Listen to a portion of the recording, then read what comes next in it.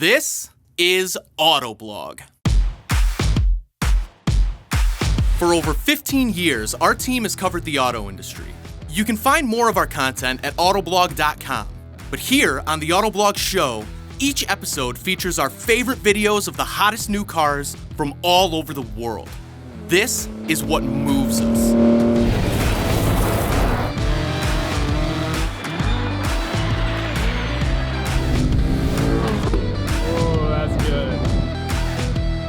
We're drivers, off-roaders, journalists, tech geeks, gamers, filmmakers, and adventurers.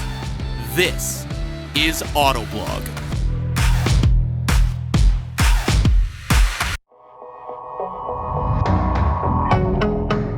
Coming up on this episode of the Autoblog Show. There's camping, and then there's glamping, and this surely is the latter. A few miles outside of Yosemite National Park sits Autocamp Yosemite, a campground filled with custom Airstreams that feature queen-size beds and spa-esque bathrooms. Take a tour and see what it's like to glamp in style in one of the most beautiful places on the planet.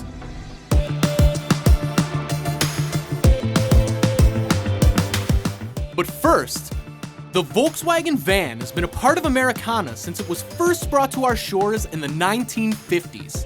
Today, the VW camper van, known as the California, has evolved from a rough and tumble surf shack into a refined compact camper.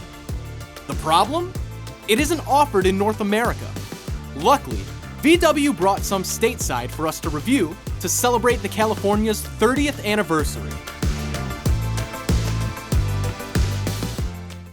When I think of Volkswagen camper vans, my mind is immediately filled with thoughts of 1960s California and surfers camping on the beach in two-tone VWs. It comes as no surprise that Volkswagen's most recent version of the camper van is named after the Golden State.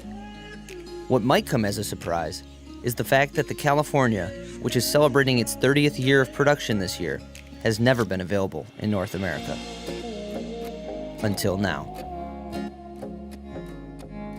But not really.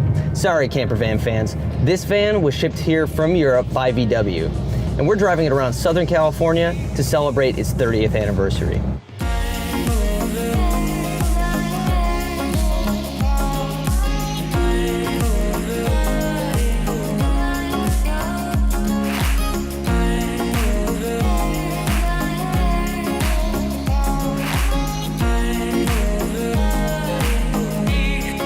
No one buys a camper van for the driving experience.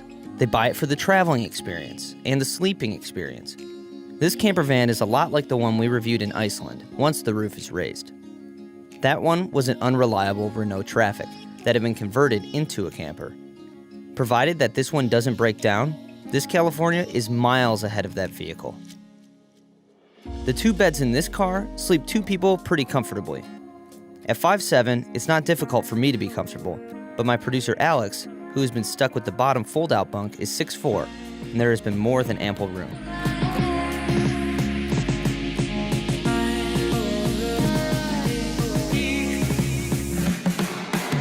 So let's talk about transmissions. Normally, I'm all about manual gearboxes. They're more fun to drive in my opinion, and they offer more control than their automatic counterparts.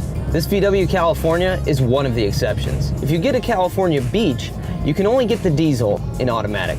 The diesel gets 42.2 miles per gallon versus the gas-powered manual's 29.7. That's 10.5 miles per gallon better. That is huge, especially in a car that a lot of people take on longer road trips. That's like the purpose of having a camper van.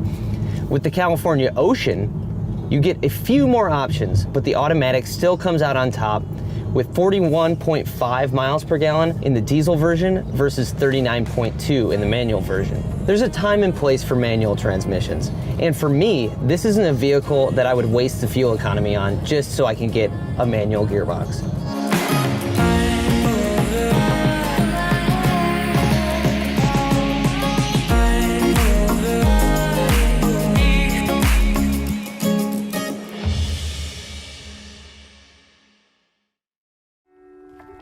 All right, so let's check out this Volkswagen California. So if you come over this way, you'll see that this is a Volkswagen Ocean, which is a step up from the Volkswagen California Beach. Heading around to the back, First thing you'll notice is this black area here. You open it up. We have 2 folding chairs that fit nicely in there. It's nice once you have the awning open to have your chairs there. So you got some storage right here, storage underneath. We currently have 2 sleeping bags plus a bin full of some other stuff. We have our bags up here, light switch here, and actually right here, once you're parked, you can lean the speakers down and kind of play music outwards. So let's get that back up. All right. Closing is pretty easy. You don't have to slam it. Close it nice and soft and it'll finish closing on its own. All right, let's come over to the side and check out the interior. So one of the things that we've learned traveling around in camper vans is that it can get dirty very quickly. So we have somewhat of a rule. We keep our boots here. You can tell that we've been keeping our boots here super dirty, but our carpet is relatively clean. You have 2 options. You can use the carpet. Some people don't like the carpet because they get it too muddy. You can just pull it up and you have a hard surface that's a lot easier to clean. First things first, we got a little flashlight in here, which has been helpful at nighttime. And it just sits in there and charges when you're not using it. Hopping in here, we have our cup holder and a little towel rack. If you lift up here, we got a stove.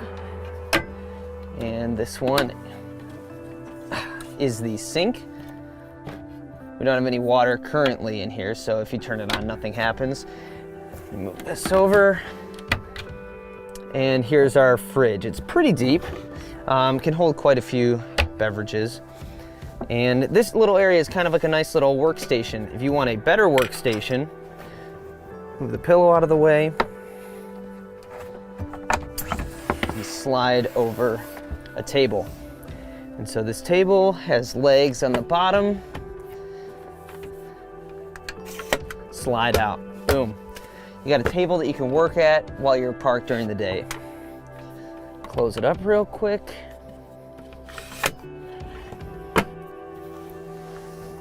And it slides back nice and secure. All right, underneath here, we have some food and camera gear in the cupboards. And there's a cupboard here filled with some more camera gear, clothes. There's a little drawer, pull out for utensils. And what I like about this, better than the last camper van we were in, is that it all has doors, so you're not seeing kind of like the mess behind the scenes. Both of these chairs up front can swivel around, so you can sit at the table. 4 people can sit at the table comfortably. And then this seat turns into the bottom bunk. So what you gotta do is you roll up the carpet. You can see there are kind of some creases in it already. And then to pull this forward, it'll lock in. Press and make sure the headrests are both down. And then there's a loop right here. Pull that, folds down, and then this part folds flat for the bed. Now to the bed back up, take that loop, pull it, comes back up. Make sure the headrests are back up.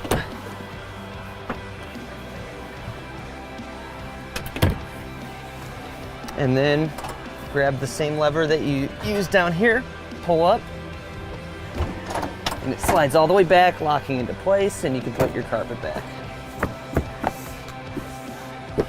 There we go. Now that our seat is back up, I can show you where the outdoor table lives, and that's right here in the door. This isn't just a panel, that's actually a table. So what you do is you pull up on this, and out comes the table. Fold out the legs like a regular folding table. Super easy to put back in. It slides right back in and snaps shut. Now we're in sunny California. Sometimes you want to sleep in past dawn. Luckily, all of these windows have shades. And then the ones that don't have shades built in, there are shades in these drawers under here, which you can pull out just by accessing these handles, and they roll right out and snap back in.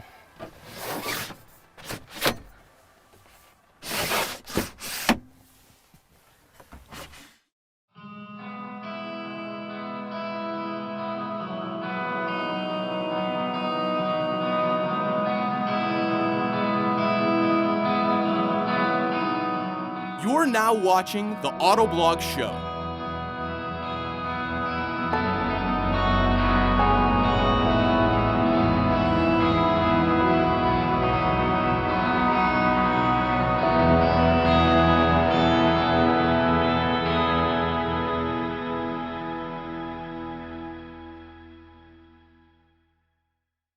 All right, so we got our table and chairs out.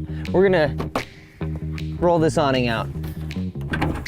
So in this front drawer, there's a tool to help you roll the awning out.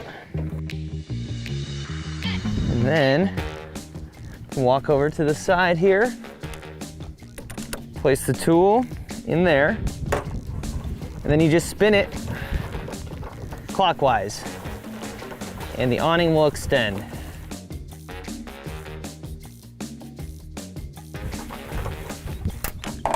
All right, then once you have it far enough out, put the tool back inside. And then underneath here are the legs. So you push the legs in and then pull down. And you can adjust them however high you'd like them to be. And if it's super windy, they do have holes in the feet so you can stake them down. I really like that you can, adjust it for how high, because we're on uneven terrain right now, and like yesterday it was raining a lot, and so we would just have one side of the awning lower than the other, and that way water wasn't pooling on top. And you can protect yourself from the sun and just kind of chill.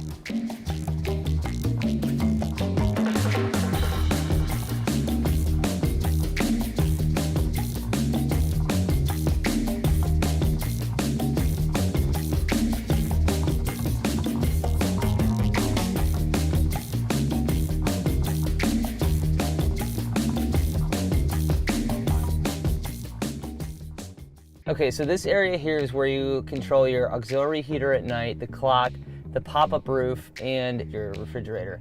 So here's the button for the refrigerator, and you can go anywhere from level 1 all the way up to max. And then here's your heater. You press that, and it goes anywhere from level 1 to level 10.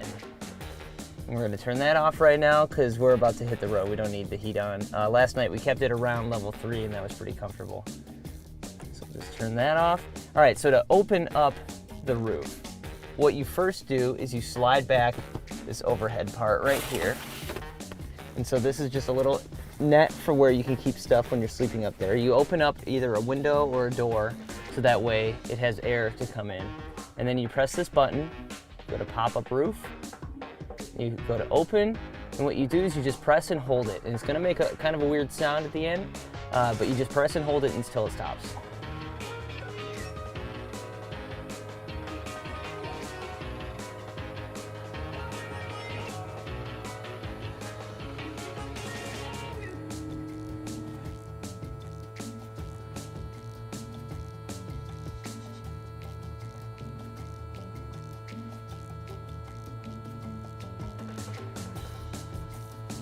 So now once the roof is open, you can hop up here. The easiest way to hop up to sleep, just 1 foot here, and then another foot here. And you can climb right up pretty easily, just use them as steps. Or if you're not ready to use it as a bed, what you can do is just push it up like that and walk around in the back. And at 5'7", I can comfortably stand here. I have plenty of headroom. All right, so now that we have everything cleaned out and we're about to hit the road, we have to lower the roof. You can't drive with the tent up. So here's what you gotta do. First of all, you keep at least one door open, so that'll allow the air to come out from up above so it won't blow out the tent when you're closing it. Then you don't have to turn on the ignition, but you have to turn on the car itself. So let's get that going, all right. And then look up here. We have this area open. You gotta keep this open. We'll slide that a little bit forward. And then what you do is you just press this center button here, go to pop-up roof. It's currently in open. Go to close, and then you just press and hold it. And halfway through it asks you, roof bed down, yes. Blind open, yes. Window open, yes. And so you just continue to close it.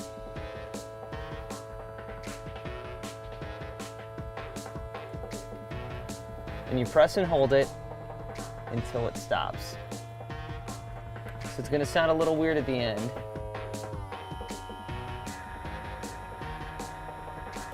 Eventually it stops and you're all set.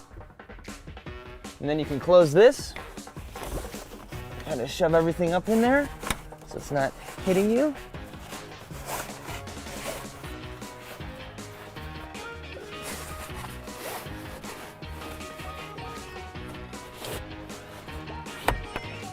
And you're good to go.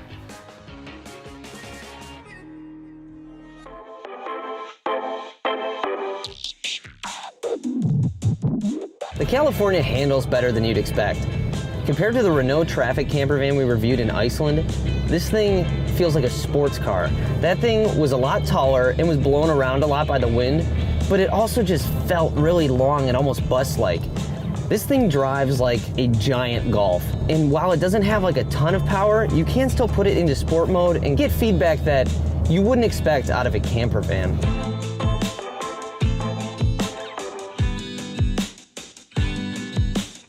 So let's get down to price. And in Europe, it costs roughly 55,000 euro.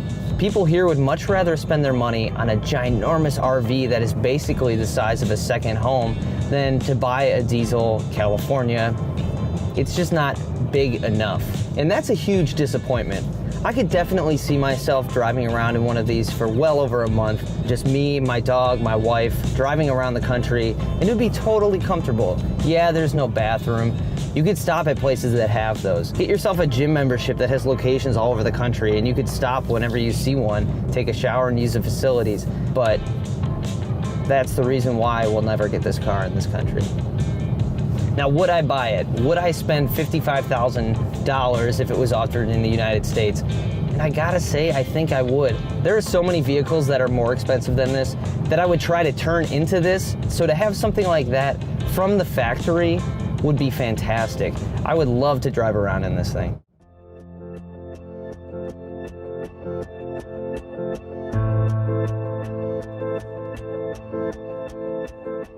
Up front, we have a modern infotainment system. Apple CarPlay is included. It's a touchscreen, and all the controls are very familiar if you've driven a Volkswagen before. I've got everything within reach that I could possibly need, and there's a lot of space in between. There isn't like a huge console here, and the seating up front is comfortable, which is gonna be a big deal when you're taking a car like this on a road trip. And I'm upright. I feel a lot higher on the road, but it's not so high that I feel like I'm bouncing around. I still feel somewhat connected to the road, and the steering is pretty good, so that helps me remain connected as well.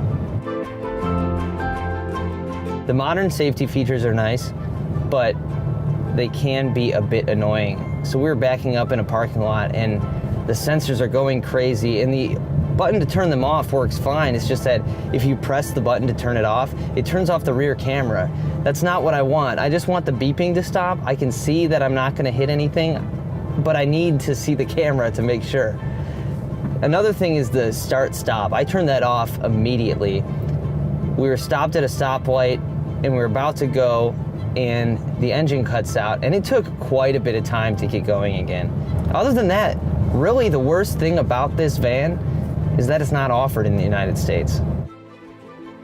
It's not a beast on the track or a monster off-road, but the Volkswagen California certainly has the potential to be the most memorable vehicle in your stable. This home away from home has certainly been the most comfortable camper van we've tested, and it can easily be daily driven, which is something that cannot be said about its competitors. So please, email, tweet, Facebook, and Instagram VW. If they hear from enough of us, the next 30 years might feature a California that's available stateside.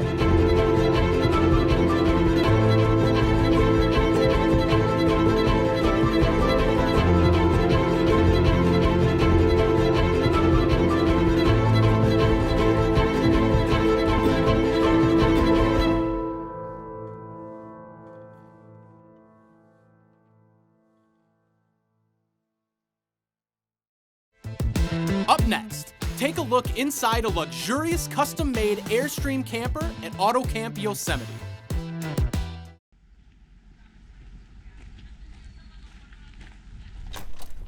Welcome inside my custom Airstream.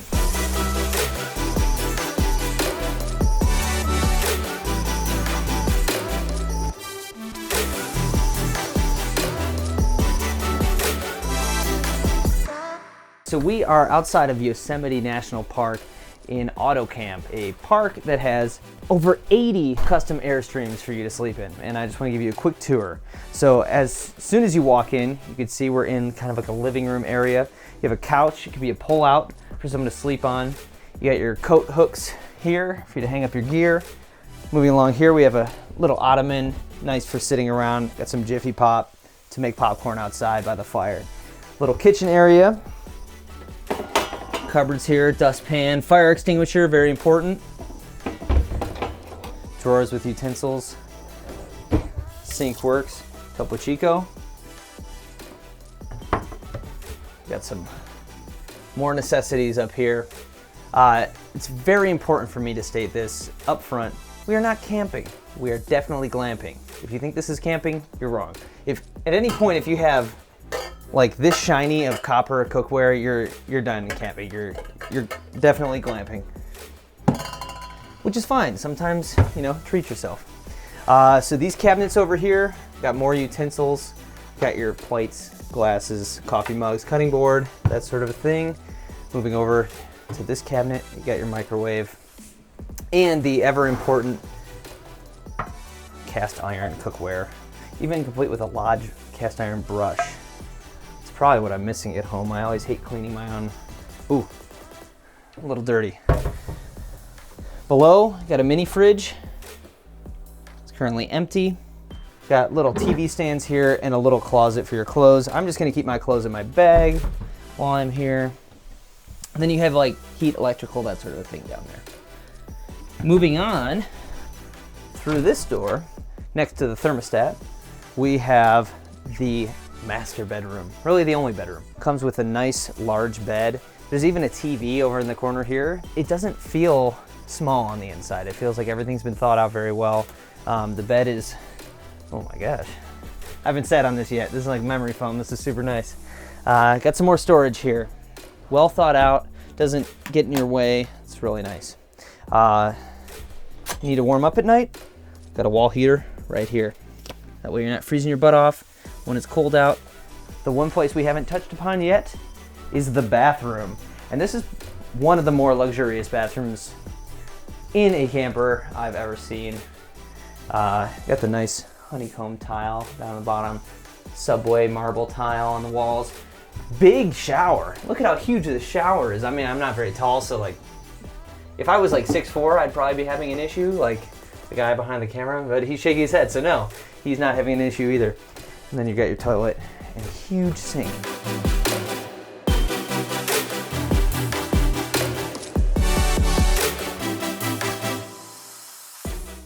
And we are in California, so you gotta conserve water. So yeah, great location right outside of Yosemite National Park. Great hotel room, and it, you know, you feel like you're one with nature without really having to be one with nature or carrying a backpack around. But it's really easy to get right into the mountains from Autocamp at this location. So finally, outside.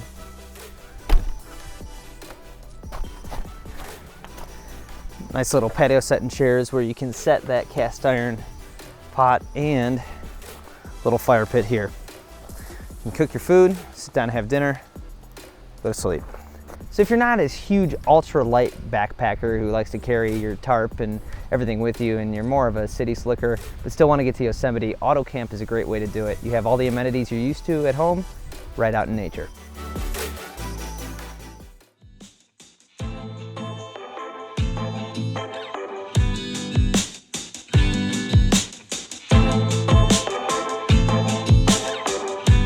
Thanks for watching, and we hope you enjoyed this episode of the Autoblog Show. For a lot more of our content, check us out at autoblog.com, where you can find the latest reviews and news on all of your favorite cars.